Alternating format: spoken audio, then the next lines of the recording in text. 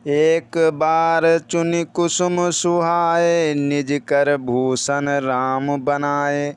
सीतहि पहिराए प्रभु सादर, बैठे फटिक शिला पर सुंदर। एक बार श्री रामचंद्र जी माता जानकी जी का श्रृंगार कर रहे हैं। सुंदर फूल चुनकर श्री राम जी ने अपने हाथों से भांति भांति के गहने बनाए और सुंदर फटक शिला पर बैठे हुए प्रभु, तीनों लोक के स्वामी भगवान श्री हरि, श्री सीताराम माता जानकी जी का श्रृंगार कर रहे हैं। इधर देवराज इंद्र का पुत्र जयंत कौवे का रूप धरकर श्री रघुनाथ जी का बल देखना चाहता था। जैसे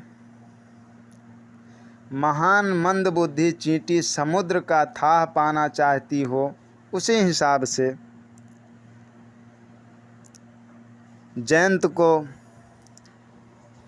भ्रम हो गया कि ये भगवान हैं जो एक सुंदर नारी का श्रृंगार कर रहे हैं।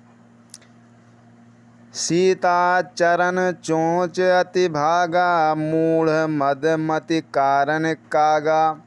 चला रुधिर रघुनायक जाना, सीक धनुष सायक संधाना। वह मूर्ख मंदबुद्धि के कारण भगवान के बल की परीक्षा करने के लिए बना हुआ कौवा का वेश धारण करके सीता जी के चरणों में चोंच मारकर भागा। जब माता जानकी जी के चरणों में जयंत ने चोंच मारा तो रक्त बहने लगा। जब रक्त बहने लगा, भगवान श्री राम जी ने देखा तो जब भगवान श्री राम जी ने माता जानकी जी के चरण को देखा तो उन्होंने धनुष पर सींग का बाण संधान किया और जयंत के पीछे छोड़ दिया। श्री रघुनाथ जी जो अत्यंत ही कृपालु हैं और जिनकी दीनों पर सदा प्रेम रहता है, उनसे भी उस अवगुण के घर मूर्ख जयंत ने आकर छल किया, जो हमेशा दुखियों के लिए दुखी हो रहते हैं, हमेशा भक्तों की सहायता करते हैं। भगवान श्री राम ने उस सीक के बाण को मंत्र से प्रेरित करके ब्रह्म बाण दौड़ा दिया। कौवा के रूप में जयंत भयभीत होकर भागा। वह अपनी असली रूप धरकर पिता इंद्र के पास गया, पर श्री राम जी का विरोध जानकर इंद्रदेव ने उसको नहीं रखा। इंद्रदेव ने कहा, तुमने राम से वैर किया है और जो राम से वैर कर लेता है उसे इस संसार में कोई शरणागति नहीं दे सकता है। भा निराश उपजी मन त्रासा, जथा चक्र भय ऋषि दुर्वासा। ब्रह्म धाम शिवपुर सब लोका, फिरा श्रमित व्याकुल भय शोका। तब वह निराश हो गया, उसके मन में भय उत्पन्न हो गया। जैसे दुर्वासा ऋषि को चक्र से भय हुआ था, वह ब्रह्मलोक, शिवलोक आदि समस्त लोकों में थका हुआ और भय शोक के व्याकुल होकर, परेशान होकर भागता रहा। काहू बैठन कहा न ओहि, राखी को सकै राम कर द्रोही। मात मित पित समन समाना, सुधा होय विष सुन हरि जाना। उसको तीनों लोकों में किसी ने बैठने तक को नहीं कहा। भगवान श्री राम जी से जो द्रोह कर लेता है, बैर कर लेता है, उसे संसार में कोई बैठने तक की भी जगह नहीं देता। श्री राम जी के द्रोही को कौन रख सकता है। काकभूषणी जी कहते हैं, हे गरुण सुनिए, उसके लिए माता मृत्यु के समान, पिता यमराज के समान और अमृत विष के समान हो जाता है। जो भगवान से बैर कर ले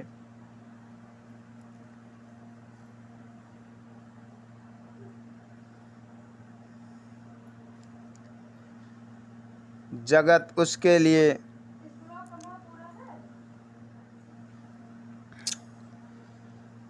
फिर नारद जी को दया आ गई। नारद जी ने देखा कि जयंत बेचारा बहुत परेशान है। नारद देखा बिकल जयंता, लाग दया कोमल चित संता। पठवा तुरंत राम पहताही, कहस पुकार प्रत्न हित पाही। संतों का हृदय हमेशा दयालु होता है और नारद जी को जयंत के ऊपर दया आ गई। नारद जी ने जयंत को व्याकुल देखा तो उन्हें दया आ गई, क्योंकि संतों का चित्त बड़ा कोमल होता है। उन्हें उसे समझाकर नारद जी ने जयंत को समझाकर तुरंत श्री राम जी के पास भेजा। कहा कि तुम्हें इस संसार में कोई नहीं शरणागति दे सकता है, तुम्हें कोई नहीं बचा सकता है। हे जयंत, तुम प्रभु के शरण में चले जाओ, वही तुम्हारी रक्षा करेंगे।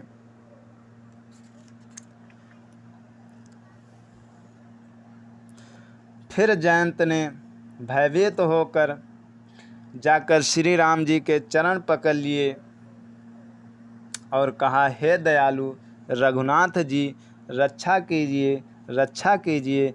आपके अतुलित बल और आपकी अतुलित प्रभुता को मैं मंद बुद्धि जान नहीं पाया। अपने किए हुए कर्म से उत्पन्न हुआ फल मैंने पा लिया। अब हे प्रभु मेरी रक्षा कीजिए। ऐसा जयंत कहने लगा। फिर कृपालु श्री रघुनाथ जी उसकी अत्यंत दुख भरी वाणी सुनकर उसे एक आँख का काना करके छोड़ देते हैं।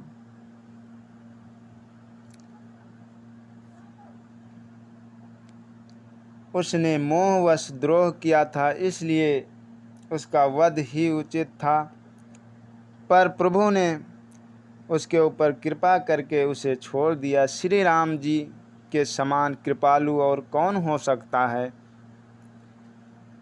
रघुपति चित्रकूट बस, नाना चरित किए श्रुत सुधा समान। बहुरे राम वस मन अनुमाना, होय भीर सबहि मोहि न जाना।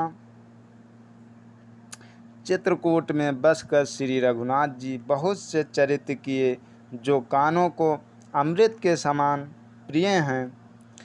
फिर कुछ समय पश्चात श्री राम जी ने मन में ऐसा अनुमान किया कि मुझे सब लोग जान गए हैं, इससे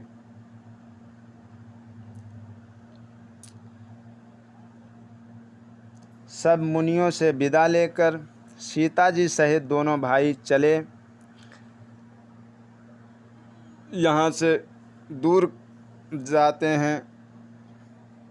जब प्रभु अत्रि जी के आश्रम में गए तो उनका आगमन सुनते ही महामुनि हर्षित हो गए।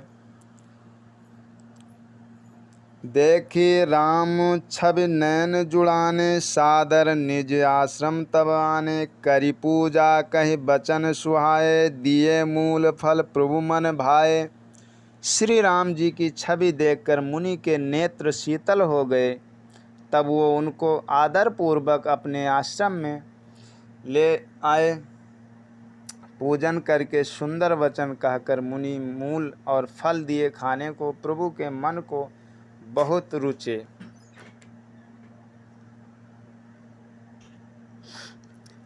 प्रभु आसन पर विराजमान हैं। नेत्र भर कर उनकी शोभा देखकर परम प्रवीण मुनि श्रेष्ठ हाथ जोड़कर स्तुति करने लगे।